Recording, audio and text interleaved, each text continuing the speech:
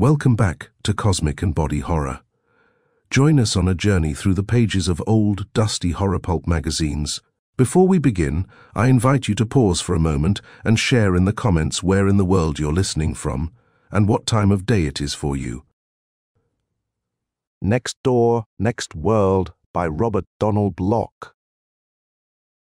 Hungrily, the cradled vessel's great steel nose pointed up to the distant stars.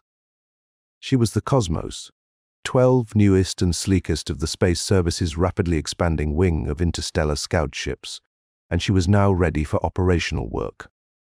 Major Lance Cooper, a big man with space-tanned features, stood in the shadow of the control bunker and watched the swarm of ground crewmen working at last minute speed atop the loading tower.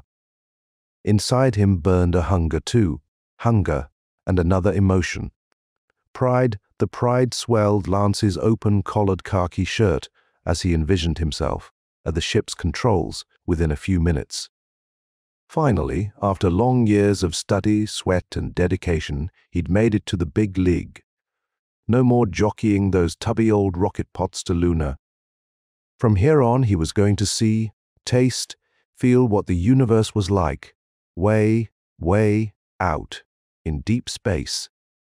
The Cosmos 12, like her earlier sisters, was designed to plow through that shuddery nowhere the cookbooks identified as hyperspace. Lance's glance shifted upward. Scanning the velvet backdrop of frosty white points of light against which the slender, silverish, almost wingless form stood framed. More stars than a man could visit in a lifetime, and some already within grasp. His exultant feeling grew, and Lance kept his head tilted backward. Alpha Centauri, the most popular target, was not visible at this latitude, and Barnard's star, besides being far too faint, lay on the other side of the sun. But there shone Sirius, just as bright as it had glittered for the Greeks, and frosty Procyon, a little to the north. Both orbs twinkled and beckoned, evoking strange and demanding dreams. One day, man would be able to make landings. Teams of scientists, outfitted to the eyebrows and trained to cope with any environment or emergency, would explore unknown jungles, llanos, steppes, tramp up and down fertile vales and hills under blue, hot alien suns. Perhaps they might even contact native species boasting human intelligence, mammalian hunters and fishers, city-building lizards, sky-probing arachnids, who knew what. But now, of course, all that headquarters permitted of flights was the most furtive of reconnoitering. You hoisted your scout ship aloft under high G, cleared the ecliptic, then swung out of normal space and jumped. When you materialized in the new sector, you set your cameras clicking, toggled all the other instruments into recording, radiation, gravity pressures, spectroscopy at slam-bang speed. The very instant your magnetic tapes got crammed to capacity, you pressed 6 dozen panic buttons and scooted like a scared jackrabbit for home sweet home. Adventure. It wasn't even mentioned on the travel posters yet, but adventure would follow someday. Meanwhile, at the taxpayer's expense, you, the guardian of the peace, had enjoyed the billion-dollar thrill of viewing our solar system from light years and light years of distance. Or so the manual said, right here on insert page 30-11-6. Lance thought about those veteran hype pilots who'd already poked around in the great black cold out there. How was it they were always compensating for their frustration now? He remembered having few tall tales to spellbind audiences with when they swooped back down on home base after their missions. The hype pilots got around it by bragging up terror itself, and how at least you could always depend upon good old Earth to come up with something to relax this warp-weary generation. Something, for example, such as we now hold in our hand, brothers. Lance could hear them now, namely, one of these superbly programmed cocktails, as only Casey can turn out. Casey was the Officers' Club barkeep and much beribboned mixologist. A real Casey special. Look at its pristine beauty. What better consolation can a man ask for not having gotten to land at the apogee point of his orbit. Besides, this usually came out after 2 or 3 more tongue-loosening toasts had been quaffed to the beasts of headquarters. What's so blasted special about landing on some godforsaken rock out there? Hell's bells. Earth is a planet too, isn't it? And when you've been cooped up in a parsec gobbling pot for a very, very long 2 weeks, any planet looming in your viewscope cries to be set down upon. Your own prosaic hunk of mud is good as any. Lance Cooper's rambling thoughts broke off their aimless tracking to swing 180 degrees in mid-space and dart right back to Earth. Here, at this very moment, and less than 100 yards away, came terror's foremost attraction for him. His hammering heartbeat would have placed him on the grounded list immediately had there been a medico with a stethoscope hanging about to detect it. The attraction's name was Carolyn Sajan, and she was hurrying directly across the concrete apron, even under the incandescent work lamps. Of the crew scrambling up and down the ladders, she looked as fetching as a video starlet, making her first personal appearance tour of the nation. Only the fact she was Colonel Hardhead. Saden's family pride and joy kept the helmeted and half-puckered-up techs on the rungs from whistling themselves dry in their enthusiasm. Now she had completely bypassed the work area. Here the lighting did not reach, and the paler illumination of starshine took over. It seemed to render the girl's soft blonde hair and her full warm lips more intimately something belonging to Lance Cooper alone. And he liked that. He saw that she had turned up the collar of her tan coat against the night wind, while still a step or 2 distant from him. Carolyn halted. Her worshipping eyes rested fully upon the big pilot. Lance thought he detected a troubled expression. Then the girl managed a tight smile that conveyed her outward resignment to all man's absurd aspirations to own the galaxy. "Don't worry about security, Lance. Dad wrote me out an okay to skitter up this close to the launching area, you know." She gestured self-consciously. Big crucial moment. "Lovers, farewell. I pulled all the stops, but it worked, matter of fact," she added, in an obvious attempt at facetiousness. "Dad opined he'd have walloped the daylights out of me if I hadn't put up a struggle to get near my man." Then suddenly, she was not at all brave anymore. Suddenly, she had burrowed into his arms. "Oh, Lance, had there been no other way, I'd have clawed right through fence and revetments to get to you. Men, just because something's out there, as you say, why is it so important to build ships and go out and look at it?" Her fingers dug into Lance's shoulders. "Women are saner, but maybe that's why men need us." The grip of her fingers shifted, tightened. "Kiss me, you big baboon." Lance kissed her. A tender kiss, yet gusty enough that he lifted her from the ground, and her high-heeled shoes kicked in free fall. The pilot found his girl's breath warm, loving, yet her cheeks seemed colder than even the crisp air should account for. And her body was trembling. He planted a second kiss, then set her down.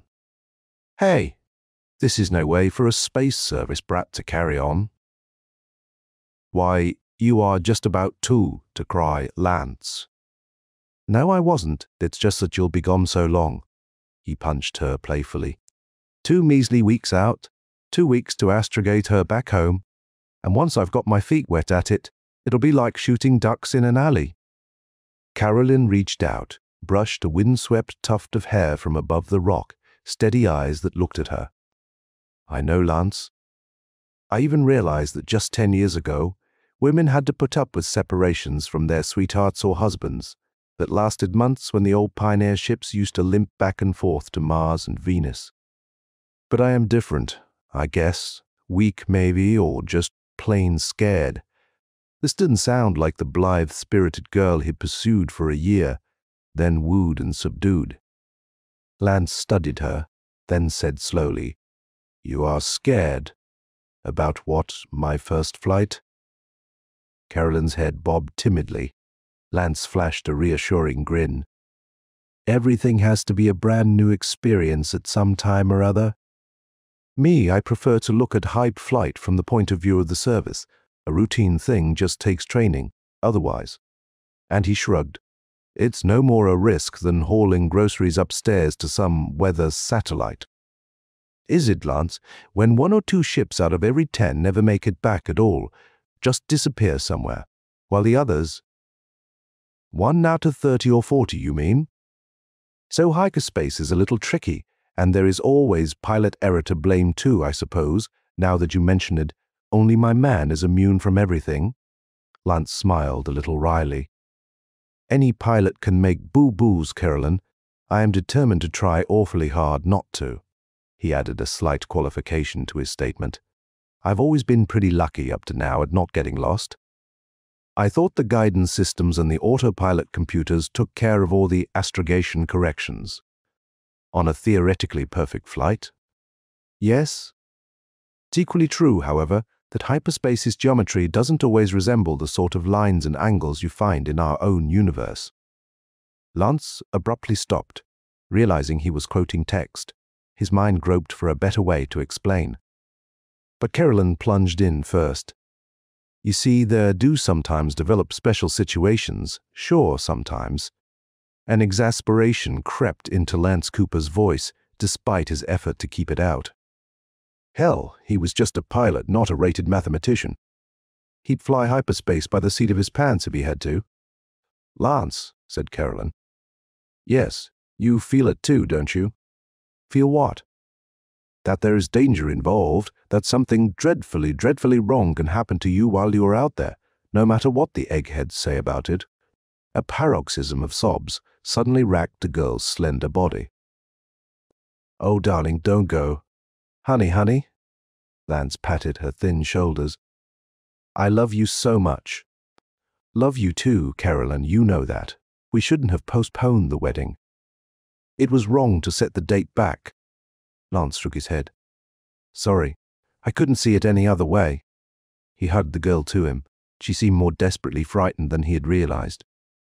And again, as always when it came to comforting somebody, he felt as awkward and clumsy as some big lumbering repair tug out in space, say, trying to patch a small trim patrol craft.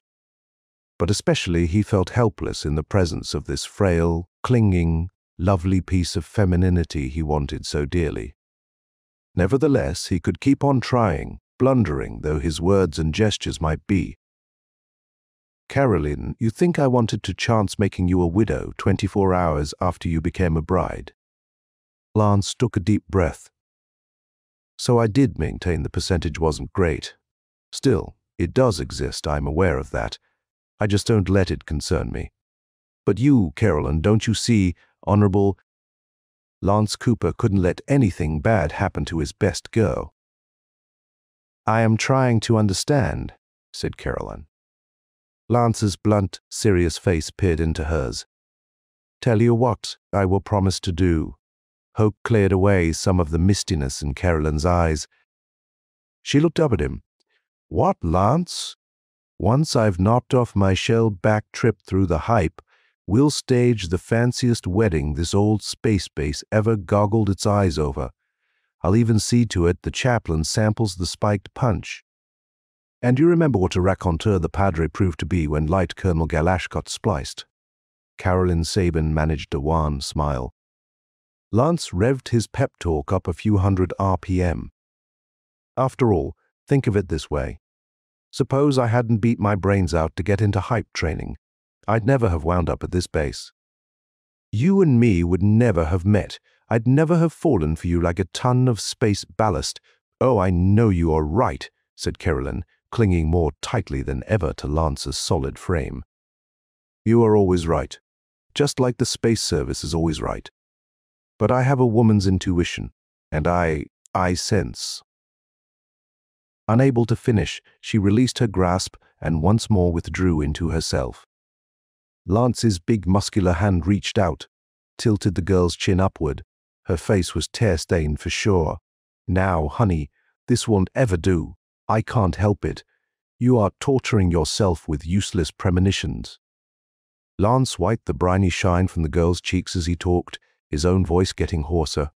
"Carolyn, I love you so much that well, you know I happen to hunger for you more than I do that Christmas tree on my control deck. But I just couldn't give up a chance to solo out to the stars. I couldn't, baby. I'd probably be court-martialed anyhow," he added. "No, Lance. They wouldn't do that. Not unless you actually got into space, then turned back. I asked Major Carmody. Carolyn, you didn't." The girl nodded, affirming the truth of what she said. "Lance, I had to. T, there are some things I know about that you don't." A note of sudden urgency now tinged her voice. "Strange, unfathomable things. Many of the other pilots who've come back have not been right. I think it has something to do with their having been outside of normal space." He stared at her. "I just now realize you are trying to tell me something. Lance, I happened to overhear Dad telling Mother something one night. Apparently he'd been rolling and tossing in bed, couldn't sleep.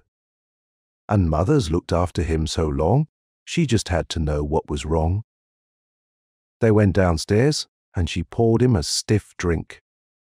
Then in return, Dad poured out his troubled soul to her.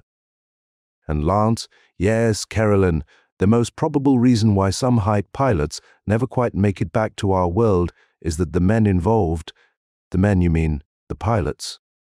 No, the brass. They haven't told the pilots about the fissioning of anything that gets into hyperspace." Carolyn's breath gave out in a sudden gasp. Her eyes moved away, alarmed, and Lance's own glance turned simultaneously. He saw Colonel Hardhead, Sadin, and 2 other officers coming across the area. "Time had run out on them, Carolyn," Lance said hurriedly. "I've gabbed with quite a few vets of hyperspace at the club and in my training both. Sure, a man feels like he's been crammed into a concrete mixer when he's burning up light years in a hyper ship. But after a while, I am told, even your brains get used to being bounced around." Lance took the girl's hands and squeezed them between his. "So let's not worry, huh?" Carolyn started to say something in rebuttal, but her father and his aides were already upon them.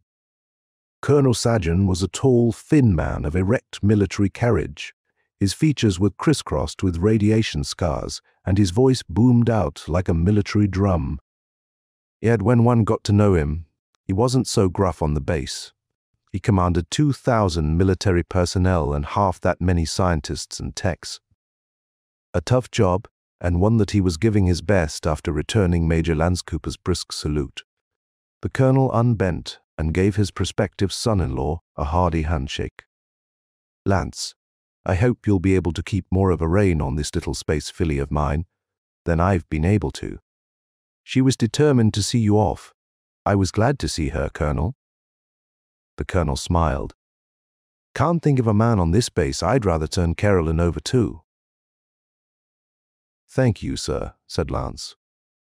"Been counting the minutes to take off, I suppose." "He's hardly had a chance to, Dad," Carolyn broke in. "What with me and his hair." One of the colonel's aides glanced at his watch, then opened up a briefcase and took out a sealed envelope. The colonel relieved him of it and handed it to Lance. "Your flight orders, Lance. Got the preset tapes installed and checked?" "Yes, sir." "Well, you should know your onions now if you are ever going to." "Best of luck, son. Thank you, Colonel." Lance turned. "Goodbye, Carolyn. Just 4 weeks now. Like I said, I'll be waiting." "First jumps, always the hardest, I hear," spoke up the second aide cheerily.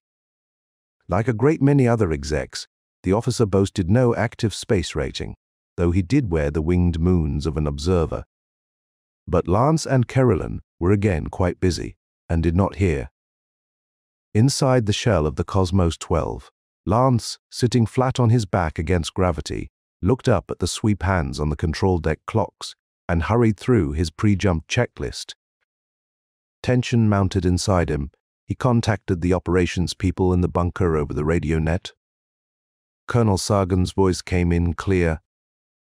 5 minutes, Lance. I am receiving." Area cleared. Traffic broke into report. Takeoff will proceed on schedule. The function lights on the tree in front of Lance shone green. Gyros were caged. The tapes were set to roll. Lance's big hands hovered lightly near the manual overrides.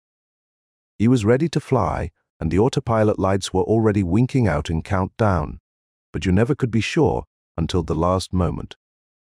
What had Carolyn been trying to tell him before he could pursue the thought? He felt the pressure of the rising ship take hold, gently at first as she cleared the ground, then heavier and heavier, until his face felt like a rubber mask under the acceleration, and his heart commenced pounding. It didn't take long these days for any ship to build up a tremendous velocity in space. Lance cleared the ecliptic by 100 million miles. Then, with the solar system spread out flat below him, he opened up his flight orders. His destination, he discovered, was Groombridge 34, a visual double star, right ascension, 0 hours, 13 minutes.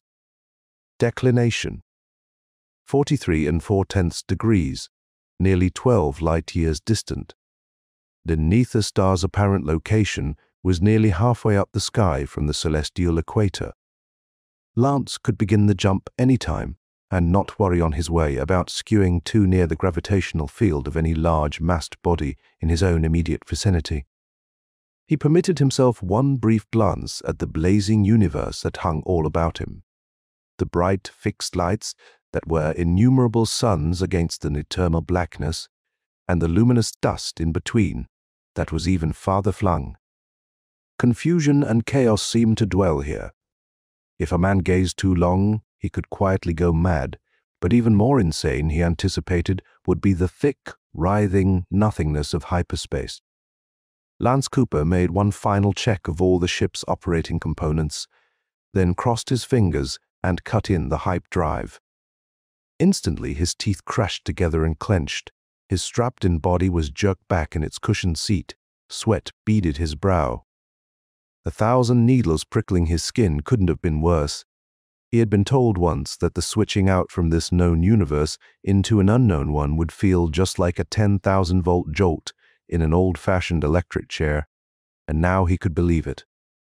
Every cell in his body had begun tingling.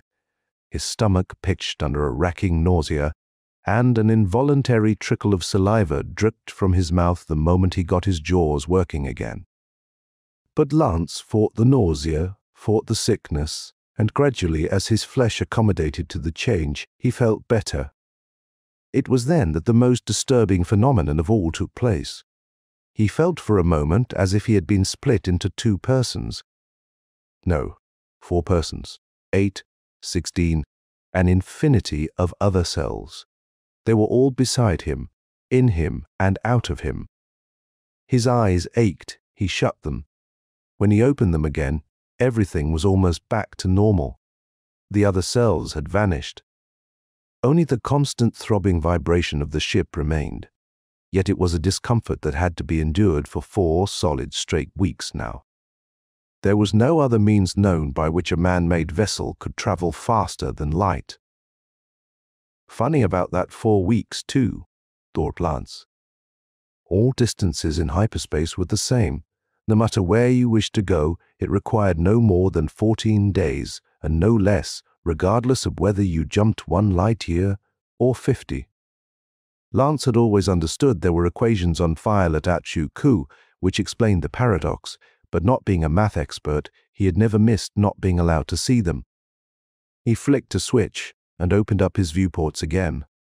The starry universe had vanished. The Cosmos 12 was riding through a grey void.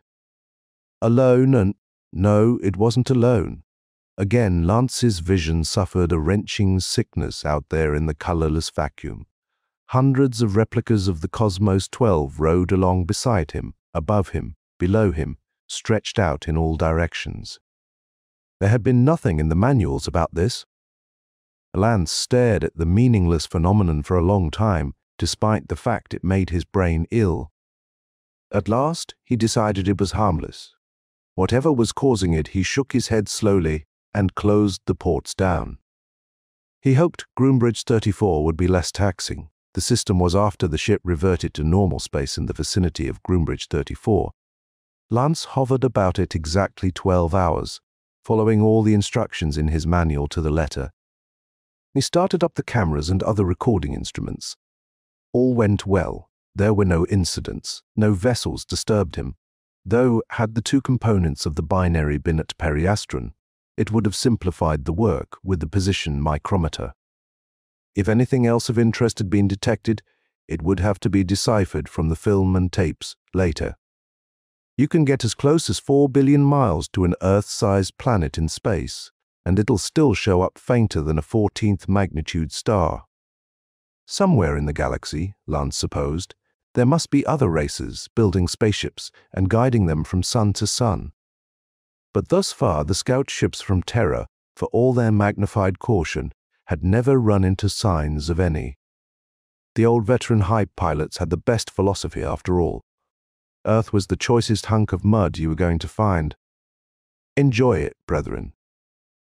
Well, he would certainly live it up when he got back. Lance swore he would have his wedding, import Casey from the club to spike the punch, and perhaps, after he'd gotten in his required number of scout missions, he might even settle for a chair-borne exec's billet himself. Exactly 28 days and 12 hours from the time of his departure from Earth, Lance Cooper was back home again. The Cosmos 12 rematerialized out of hyperspace in the neighborhood of the solar system, with its fuel tanks scarcely a third depleted, but its pilot, a drained man. Lance, truthfully, not only felt weary and torpid, but a great deal disappointed. He contacted traffic, asked for and got a landing trajectory. A few hours later he had coasted home and the trip was over. He scrambled down out of the ship, hungry for Carolyn. The base hadn't changed any in a month, that he could see. A couple of new floodlights put in, perhaps. Some brass were emerging from the control bunker. Colonel Sagan, several others. He recognized them all. 2 were SPs, Space Service Police. When the colonel got close, Lance tossed off a salute and an insouciant grin. Well, the prodigal made it back home, sir. Hope that pessimistic daughter of yours is stashed around somewhere. Otherwise. Otherwise what? Returned the colonel, unsmiling. Why, I am liable to go busting right through that fence, said Lance. And say, if anybody's worrying about the Cosmos 12, she flew like a dream. Colonel, matter of fact, she. Colonel Sagan's jaws snapped together. Wheeling, he barked at the 2 SBIS. Spacemen, arrest this officer immediately. Lance couldn't believe his ears. Hey, wait a minute, he protested. What have I done? Nobody answered. Not at first. Well? Lance asked again, a little more uneasy this time. I have no daughter, Major, Hardhead Sagan growled, standing with his legs braced apart and his ramrod shoulders looking businesslike. I never have had. The space cops sprang forward.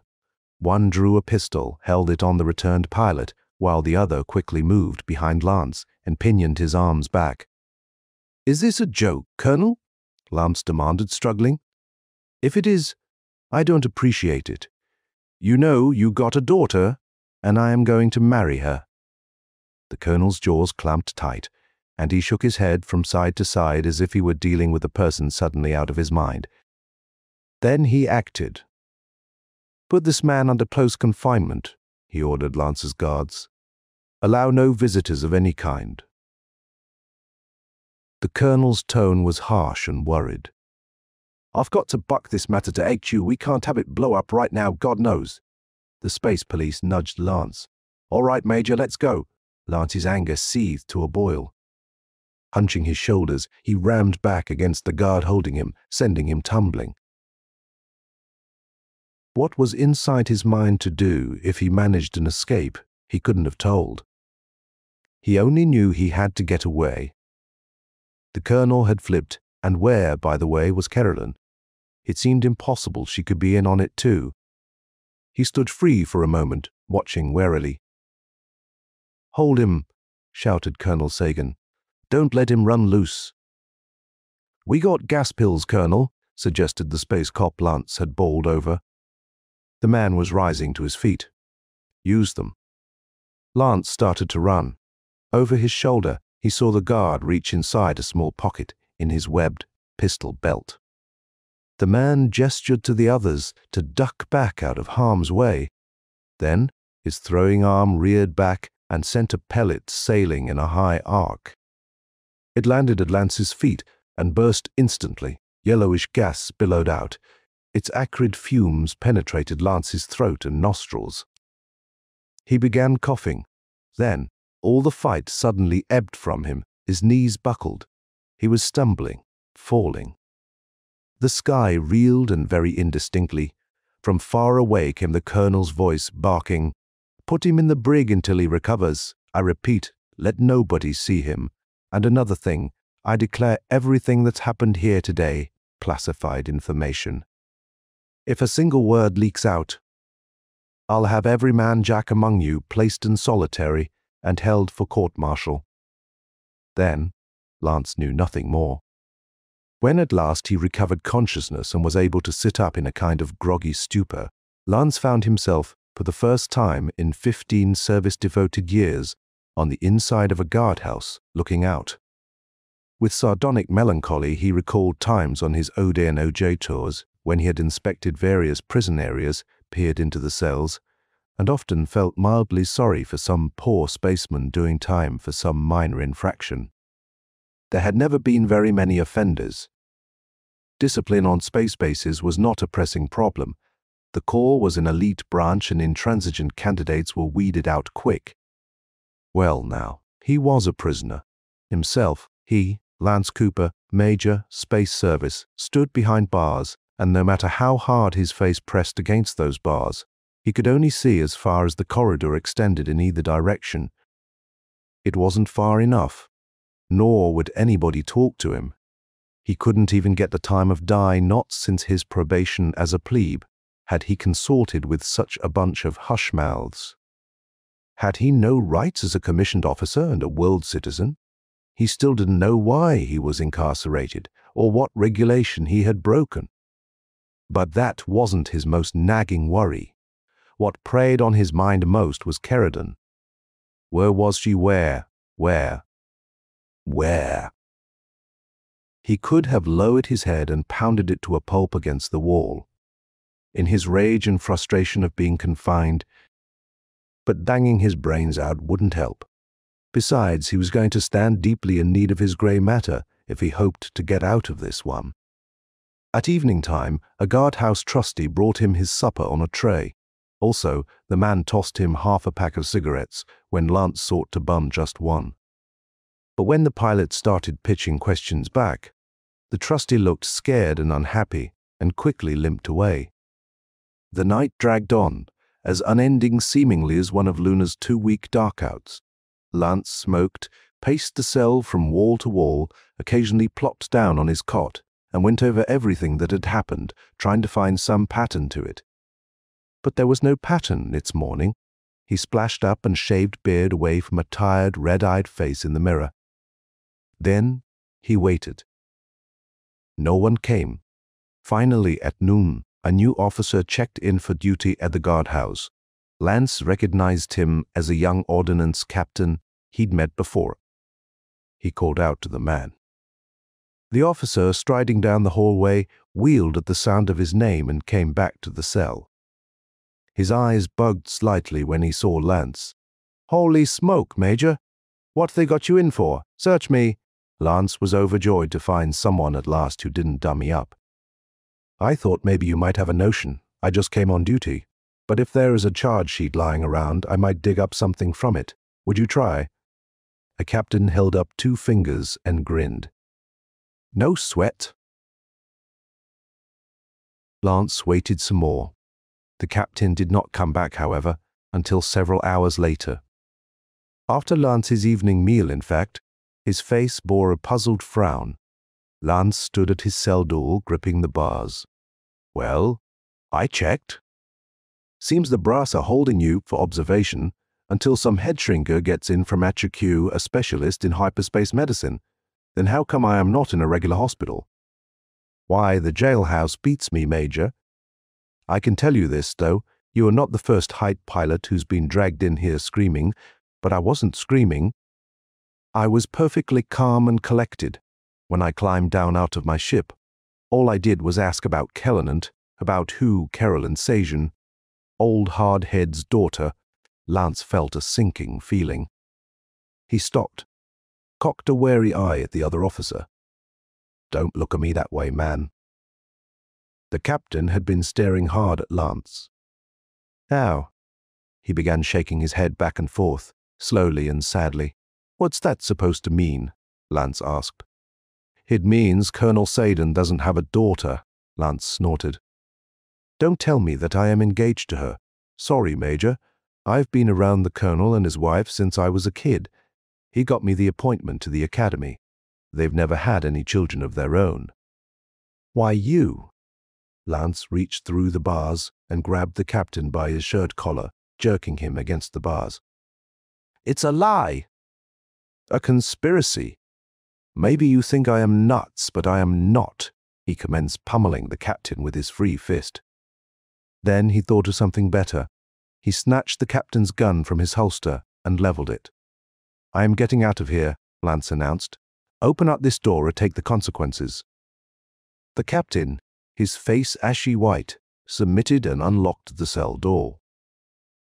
Lance stepped out, got behind the officer, and prodded him into the cell.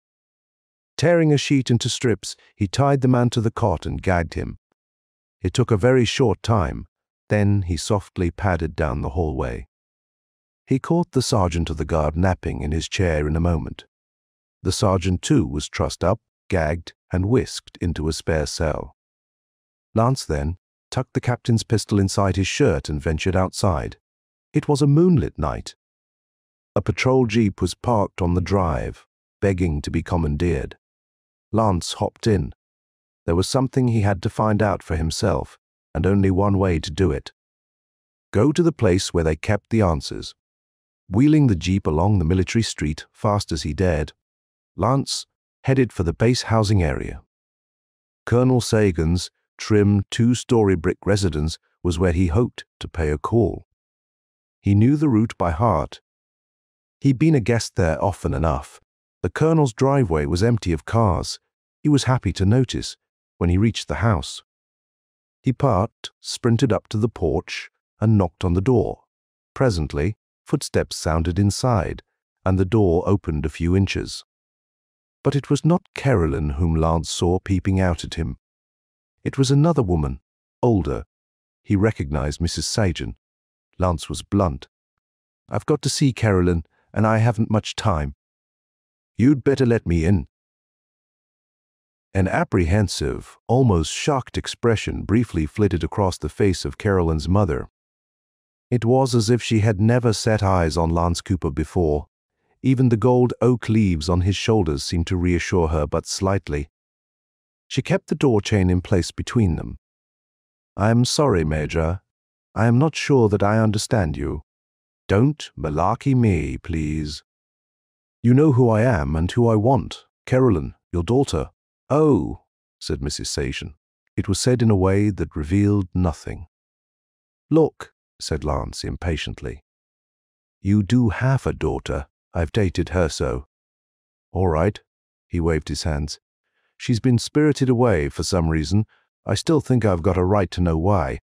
Oh my, said Mrs. Sajan, and her hand flew to her face. You must be that scout ship pilot who showed up yesterday. The one who, yea, the one everybody figures for Psycho. But I am not. Mrs. Saden, you know I am not. Lance took a deep breath. Can I come in? I just want some facts. After all, this crazy farce can't go on forever. The colonel's wife still looked doubtful, but Lance Cooper had a way of pressing a point hard when his interests were at stake. He began talking rapidly and convincingly. He got in the light. Indoors was better. Lance's eyes squinted as they adjusted from the gloom of the porch. Somehow, Mrs. Saban didn't look quite as he remembered. Her hair was much darker now, he was sure of that. Maybe she had dyed it, yet her features were certainly harder and bonier, more like a replica of her husband's. And her breath smelled alcoholic. Could a mere month have made that much difference? The house had been refurnished too, Lance noticed. The living room decor was more severe and functional, and the pictures on the wall were garish, not Mrs. Sagan's type at all. "Hey, wait a minute," he told himself. Speaking of pictures, his glance skipped to the far corner of the room. A triptych of photos of Carolyn had always been on display on the mantelpiece. They would prove that. Lance's jaw dropped. The photos had been removed. "Can I get you anything?" Mrs. Sagan inquired. A little nervously, Lance thought. "A cup of coffee." "No thanks. I'd rather hear about Carolyn. Coffee won't take a minute. I was just making some fresh in the kitchen." Lance shrugged. "Well, okay, if you've already got it ready."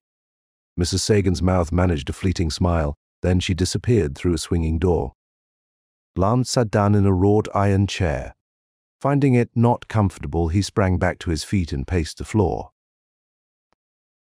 There sure was something wrong about the Colonel's house, something very oddly wrong, but he couldn't quite put his finger on it. Suddenly, his quickened hearing caught the faint murmur of a human voice. Was it Carolyn? The talk seemed to be issuing from the kitchen where her mother had gone. Lance tiptoed across the room, pushed the door slightly open. Mrs. Sabin was on the phone. Her voice was excited. She was obviously straining to keep it at a low level. "I am telling you, he's here, right in our living room, and he insists I know somebody named Carolyn. Yes, that's right, but do hurry, please. He's acting much odder than the others did." Lance had eavesdropped enough. He turned away, glided rapidly out the front door and into the night. Where should he go next? The jeep would serve to hustle him around the base for a while, but eventually he would be chased down and recaptured. And as for crashing any of the exit gates and thus attaining to greater freedom, he knew they would all be barricaded and heavily manned by now. Lance was still burning over Mrs. Sagan's double cross. Did he want coffee? She had asked. Coffee, his mind repeated, disgusted. What he needed was something stronger. A good stiff drink. That was it, the officers' club. Casey would be on duty at this hour. Lance would ask him to mix him a double for old time's sake. Then he'd meekly surrender and quietly go crazy in his cell until the head shrinker came and confirmed it for real. The pilot got back in the jeep and drove on. When he reached the club, he wheeled the vehicle around to a rear entrance where bushes made the grounds shadier. Parking, he got out, strolled into the building as sneakily as if he'd been an inspector general paying a surprise call from Outer Space Service headquarters. Few officers lounged about.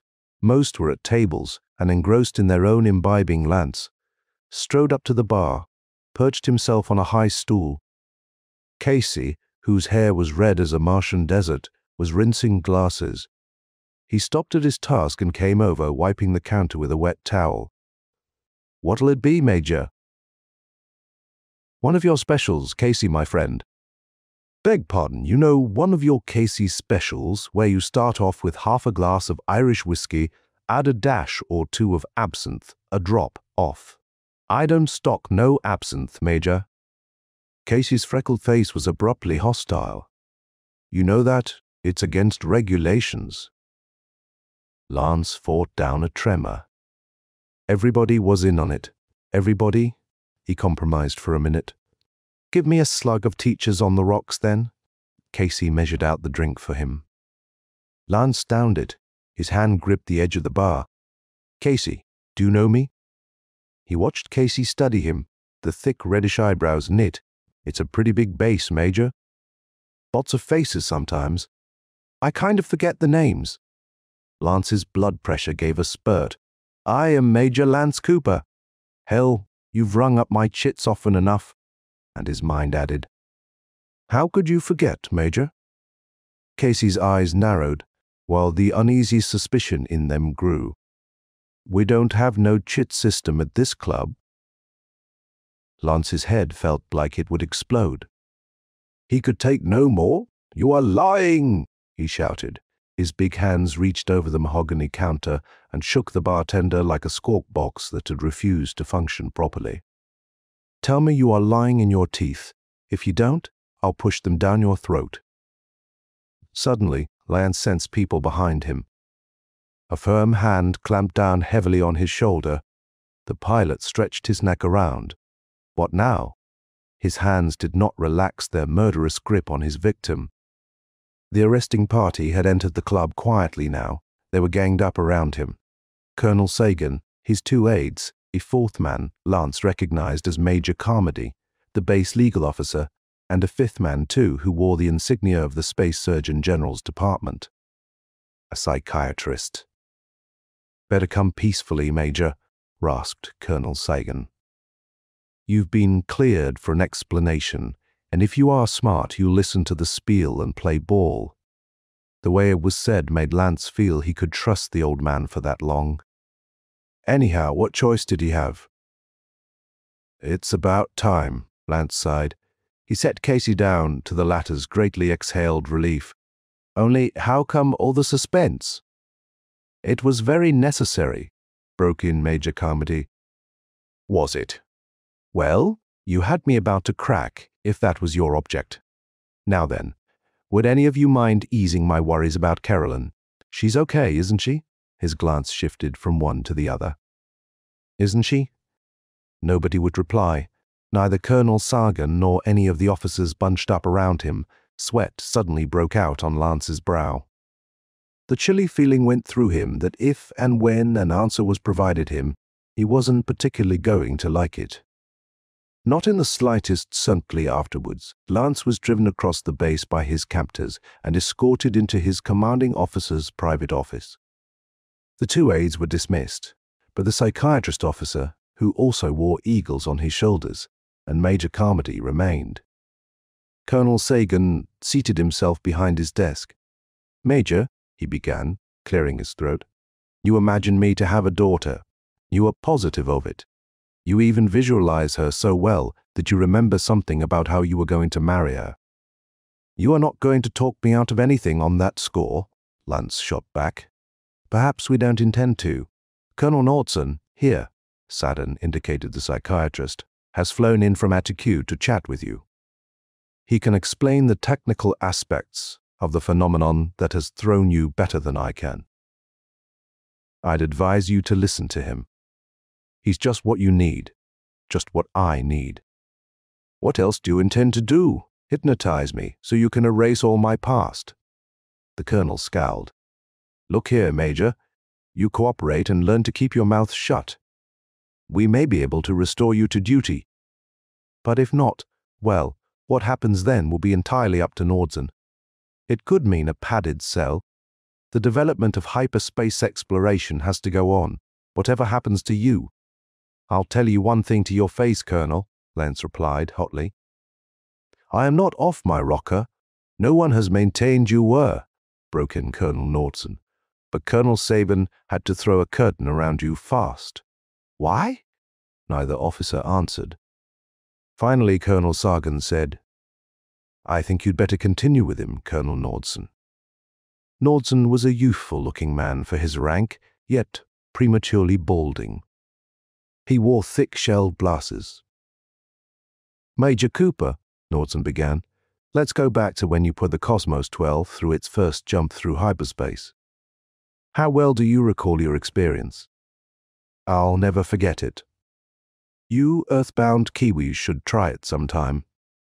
Did you experience a feeling, perhaps rather uncanny, that the whole thing had happened to you before? What psychologists call the sense of déjà vu. No, I don't think so. Perhaps some other type of phenomenon was manifested. A feeling you'd been split in half, maybe, that did happen. Describe it. It was more than just being split in half. I felt like I was suddenly hundreds of selves. I could see other replicas of me all around. Nordson nodded thoughtfully. That was what we call the infinite fission syndrome. All those other yous were personality matrices of yourself in alternate worlds. Did you notice anything else? Lance nodded grudgingly. What? Look, Colonel, if I answer your questions, will you answer mine? Any reasonable ones? Yes. That's what we're here for. Well, there was the disturbing thing about the Cosmos 12 itself. I saw images of the ship riding along beside me out there in the hype, where nothing material could possibly exist, where not even light could reflect back, or any other wave propagation. Lance shook his head, recalling the experience. What could have caused a hallucination like that? It was no hallucination, Lance. It was real, and has happened before. We can rest you easy on that point.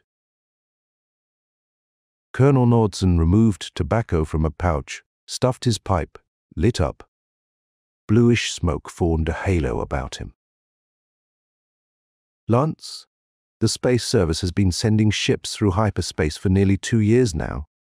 Only recently did anybody notice something was seriously wrong with the pilots who came back. Up until then, oh, a pilot might act a little queer for a day or two, but who wouldn't, cooped up alone in a steel projectile for 4 weeks?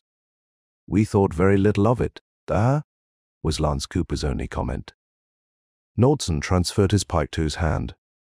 But eventually even the Space Service gets around to putting 2 and 2 together on the slipstick. The incidents kept piling up. A pilot comes back from Epsilon Eridani, for example, and insists on giving everybody left-handed salutes. Another has taken a scout ship to 61 Cygni. He insists at the officer's club that Colonel Sabin here has a nickname of Old Hard Head. Nobody else on the base is aware of any such thing. Then still another pilot. Wait a minute, Lance interrupted. Hasn't he? Hasn't what? I don't follow you. Colonel Sagan. Hasn't he got that nickname, I mean? It was a term of respect and liking. Of course, bite. No, said Nordson. No, Lance echoed, disbelieving. Since when? Not since ever, Major. Not on this particular track. Colonel Nordson, you are losing me. Patience, please. I was about to tell you that still another pilot lands on our base, and he wears a blue tie, claims the Space Service has always worn blue ties. I take it back, said Lance. I'm a pilot, and all pilots are slowly going nuts. Then it occurred to him to evince more interest, or they might ship him back to the brig sooner than expected. A blue tie, huh? And blue suede chuckers to match, Colonel Sagan's hoarse voice broke in. Most unmilitary-looking uniform I ever saw on a space officer. Colonel Nordson, the psychiatrist, set his pipe aside. Gradually, we began building up a file of such weird discrepancies. Another pilot landed wearing a handlebar mustache. He couldn't possibly have grown so much lip hair in a month. Yet the man claimed he'd sported the mustache for years, and that every officer in his squadron was decked out with one too. Tell me just one thing, Lance pleaded. His nerves were gradually getting more on edge. What has all this got to do with Carolyn Sadin? Why is she being kept from me? Nordson's eyebrows met, evincing a little displeasure. Don't you get the drift, Major? I've been trying to accomplish 2 things at the same time. Cushion a shock for you and explain why what has happened has happened. There is no Carolyn Sadin. The Colonel and his wife have always been childless. Lance got belligerent. Say that again. There is no Carolyn Sadin here. What do you mean when you say here? Nordson took off his shell-rimmed glasses, wiped them, restored them to his boyish face. I would advise you to brace yourself by here. I mean, on this particular time track. Lance stared at him. Doesn't the word have any significance for you? Nordson asked. Time track. Sure, I've heard of the concept before. It's a theory that parallel worlds branch off when. Hey! Lance's tone rose to a shout. You are not trying to imply that. That I am on a diff? That's right. We're trying to tell you that you have obviously landed in another time track. One that is parallel to, but just a slight bit different from the one you formerly knew. To you, we seem to be the same officers as in that world. But of course, we're not. It isn't the same universe. Hyperspace is tricky stuff, as our men are finding out. You've just got bounced around by one of the trickiest things connected with it. Lance groaned. Now I am told. I'm sorry, it's nothing new. Only the information is classified top secret in our world, and evidently in yours too. It has to be withheld from hype trainees, otherwise they might deliberately flunk their course.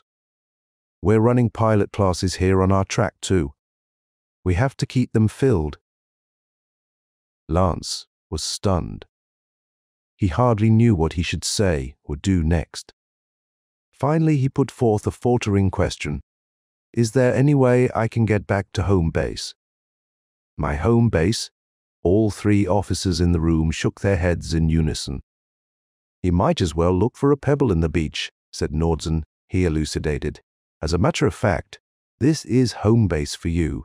The differences between one track and another are not usually too great. The resemblances are many. Sometimes even, the returned pilot accommodates himself to the new time track without suspecting in the slightest what's happened to him. And in those cases, you seldom bother to enlighten him, I suppose. Naturally not. Security frowns on it. But in my case, you couldn't cover up. Your case manifests a much more serious slippage. Your path, evidently, warped to a track several million or billion worlds further over than anybody from your world had previously experienced.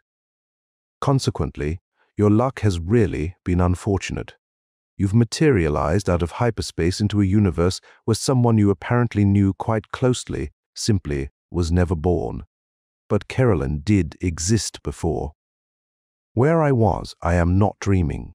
No, both our worlds are equally real.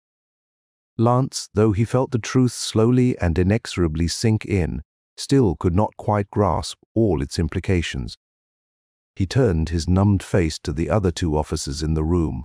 Colonel Sadin and Major Carmody inclined their heads. For one despairing moment, Lance felt almost like hurling himself through the window. Then he straightened up. His mouth compressed into a thin line. If I must face the facts, I must. But, his tone edged off into irony, it sure isn't easy. You'll have to give me time. Colonel Nordsen stood up, held out his hand. I am sorry, Major, believe me. This is a hard blow to take, and I wouldn't care to be on the receiving end myself. But you'll adjust if you like. I'll recommend you for convalescent leave. You understand, of course, the psychiatrist went on, that we expect you to keep tight-lipped. Our height classes are still too small. We need a lot of sharp men, and they have to be volunteers. Right. Colonel Sagan. Right. Lance dropped the proffered hand. I get it. Let the word get around how hyperspace messes you up. All your bright young jets will bug out on it. That's your main worry, isn't it? Not what happens to me, frankly, yes, Nordsen acknowledged without blinking. But the Space Service is also concerned about individuals. Don't worry now, Major. We'll look after you. Don't bother. An uncontrolled bitterness crept into Lance's reply. Far as I am concerned, the Space Service can go to hell. What reason have I got to stay in it? You've conned me out of all that meant anything in my life. Nobody said a word. Lance rose to his feet unsteadily. His sardonic glance swept over them. I suppose it's back to the guardhouse for me now. Ha! Well, I won't be sorry to go. I'll find better company. And I refuse your bribe of special leave time. Colonel Nordsen seemed unaffected. You are making a mistake, he said calmly. Am I, Major? We're offering you a chance to get adjusted and assimilated. Take it or leave it. We can hold you in the brig until you see reason. But you are a good man. We need you for what? More flights through that hyperspace muck. If you can pass our mental stability tests, yes. And if not, you'll be grounded. Lance made a sudden decision. I want to go up right now. What? You heard me. I want to go up in the Cosmos 12 right now. Tests or no tests, ground me, and I'll never have a chance again. Don't you think I am hep to that? We'll see that you are not grounded, broke in Colonel Sagan from behind his desk, but Lance didn't believe him. Don't try to kid me, Colonel, he snapped out. You write me out flight orders for the Cosmos 12, or I'll blab everything I know. You can't hang me, you can't tear my tongue out, and I know I'll bust out of your guardhouse one way or another. You'll see. And then, how will you fill up your precious training classes? Then, how will you get new chumps to pilot your ships to the stars? The stars. That's the biggest joke of all. Colonel Sagan began to splutter. Lance, watching him carefully, decided there wasn't much resemblance between the old boy and the fine Colonel Sagan he'd known in his own world. Maybe it had been having the softening influence of normal family life, and a growing daughter that had made old hardhead human. You'll never get away with this, Sagan warned. We're 3 against 1, won't I? Lance's hand darted inside his shirt. Maybe this'll equalize us. He brought out the pistol he'd taken off the captain in the guardhouse. Sagan, Nordsen, and Carmody backed off from it.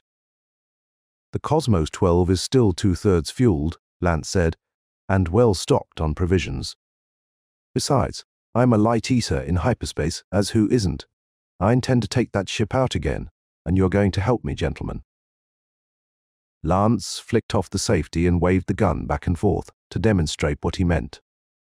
It worked. Lance got his ship, using Colonel Sagan as both shield and go-between after he had first tied up the other 2 officers in a closet.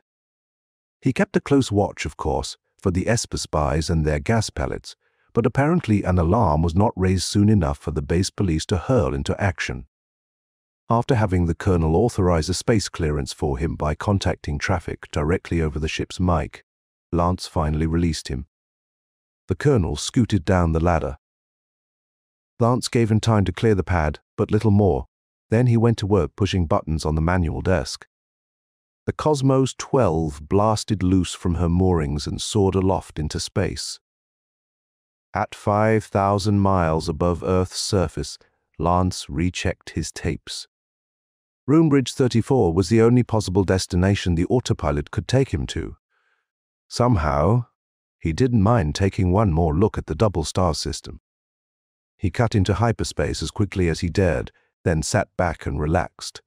That is, as much as any man could in hype. When he reached Roombridge 34, all Lance did was pop out into normal space long enough to assure himself he had reached the proper checkpoint for turning back. The tapes were in good order, and there had been no hitches grunting. He threw in the switch over and once more found himself plowing through hyperspace. Only this time he was homeward bound. If he were lucky, just real lucky, he told himself, there might be a Carolyn Saden alive and waiting for him in whatever time track he wound up in this time. At last he materialized again in the solar system, or some solar system anyhow. As far as he could tell, all the planets looked unchanged. It was just 4 weeks to the day since his escape from World 2. This would be World 3. He had been gone 8 weeks and 2 days from World 1. Lance cut the ecliptic at a different angle than before, and Terra was farther along in her journey around Sol. He needed a new landing trajectory. His eye swept his panel to see if anything had been preset. There was no green flashing on the deck, where there should have been green. Oh well, there could have been cruisers waiting in space too, to pot him with ship-to-ship missiles. He'd taken one chance, he could take another. Lance opened a switch and called base traffic's frequency. This is the Cosmos 12, Major Lance Cooper piloting. Just broke out of hype. Can you read me? He repeated the message for several minutes. Finally, he got an answer. A startled voice whipped back at him through crackling static. Cosmos 12. This is traffic. Who did you say you were up there? Lance hardly knew whether he felt more like laughing or crying. He was fairly close to home. Anyhow, they did have space traffic here. And being pretty much of an optimist, he also decided that it was a time track where he had been known. Only being so long overdue, he had probably been given up for lost. On this premise, he could visualize all the consternation and excitement now in progress downstairs. The personnel were likely falling all over each other in the stampede to pass the word around. "I am Major Lance Cooper," he announced over the mic. There was a long pause. "Repeat that, please. This is Lance Cooper, Major Space Service. I'm up here in the Cosmos 12. Be, but you can't be." "Who says?" "I can't say. What's the matter with you monkeys? I want to come in." Another voice took over on the channel. "The lieutenant's right." "You actually do sound like Cooper, whoever you are." Lance laughed openly. "I've lived with him all my life. Why shouldn't I? You think I am a ghost? Well, no, we know you are real. We're getting a blip from you. Only thing is, let's talk about it when I get down," Lance interrupted. "I need a program fast. Get those Cheers computers working and read me an orbit. W will do. And one more thing. Is Colonel Sagan around? Not today, Major. He had to fly to Luna. How about his daughter?" "Who? Oh, no." Lance felt his heart almost stop. Had the big try been for nothing? He chanced to repeat. His daughter, Carolyn Sagan. This time he got results. "Oh, you mean Hardhead's daughter? The one who, say, wasn't she all set to marry you?" "You bet your last commendation ribbon she was, and she's going to. Hey," Lance shouted. "Anything wrong with her? She's not sick, or—" The voice of the first operator at traffic came back on.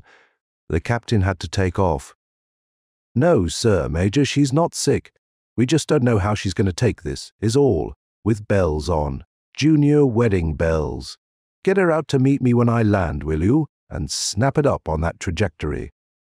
Again the traffic crackled in Lance's ear. There seemed to be a great deal of excitement going on down there. And then the great night rim of Earth swung under him, blocking out further radio communication. Presently, a relayed beam from Luna came in. The lunar spaceport read him a series of figures to punch into his autopilot. The new orbit would edge him in close enough to Terra that he could pick up an assist from the JA system of his home base. Lance rubbed his hands together in his joy. He was cooking on all burners. Now, at last, 6 hours later, the Cosmos 12 settled down in her landing cradle. Major Lance Cooper kicked open the airlock door and began climbing down to solid ground. It was just barely twilight. Ordinarily, there would have been long purplish shadows at the far ends of the field, but now the entire space base was flooded with lights. Were the beacons sweeping back and forth just to welcome him? It hardly seemed possible yet. The apron itself was swarming with people. Here they came now, a whole mob racing towards him, and the noise of their swelling shouts preceded them, rolling forward like the breakers upon a shore. Oh, what was that in the far corner of the field? A big pile of crumpled metal, already rusted and ready for the bulldozers. Some poor devil had crashed his hype ship. Lance wondered vaguely which of his buddies it had been. Then he shut it out of his mind. A jeep swung out ahead of the advancing crowd and came speeding down the concrete. Brakes squealed, rubber tires bit in hard, and the vehicle plunged to a halt near him. Lance recognized Major Carmody in the driver's seat. Or another Major Carmody. What difference did it make? None. Now that he was able to identify so very well the other figure in the jeep, a slight blonde figure in a trench coat seated next to Carmody. Carolyn. He saw her get out. He saw her commence walking towards him, but too slowly, he thought, and he was too paralyzed to move. "Lance," she called to him. "Is it you? Is it really you, darling?" The girl's step almost faltered. Major Carmody's hand reached out, steadied her. Something was wrong again, but what he could not guess. Lance came out of his paralysis. He began running towards her. And in a moment, they were in each other's arms, without caring why or how. Lance Cooper and the girl he loved, kissing, hugging, unable to believe for a moment in each other's reality. Then, Carolyn had to have breath, and she drew apart for a moment. Then she kissed him again, and Lance for the first time listened and made sense out of the welter of hysterical sobbing words that were pouring forth. "Darling, darling, darling Lance, I cried so much. And now it's all over. I don't care if you are not real. I love you. I love you. I don't care if you are somebody from another time track like Major Carmody says. You are my Lance, and you belong to me. It's you I love and want now, no matter how shameless I sound. Yes, darling, it's you I want, not that poor, broken thing we buried 2 months ago. Not the..." Lance's feeling of impending horror was great, but not so great that he shrank from the question that now rose and beat at his brain. The overwhelming question that had to be asked, Carolyn. He held her so tight he thought for a moment he'd cracked her ribs. His half-shook gaze penetrated her retreating eyes, forcing her to meet him. "Carolyn, what do you mean? It's me you want now, not that poor broken thing you buried. Tell me, tell me." "Don't you know, darling Lance, when you took off that night 8 weeks ago? That night I kissed you goodbye, your ship. Oh, don't you comprehend? Your ship. It. Tell me, Carolyn. Your ship, Lance, that's it over there, the wreckage of it. The Cosmos 12 crashed on takeoff that night, Lance. You were killed outright. We buried you 2 days later." End of Next Door, Next World by Robert Donald Locke. If you found this story interesting, take a moment to support the channel, hit subscribe, click the bell icon so you're notified of new stories, leave a comment, and give the video a thumbs up.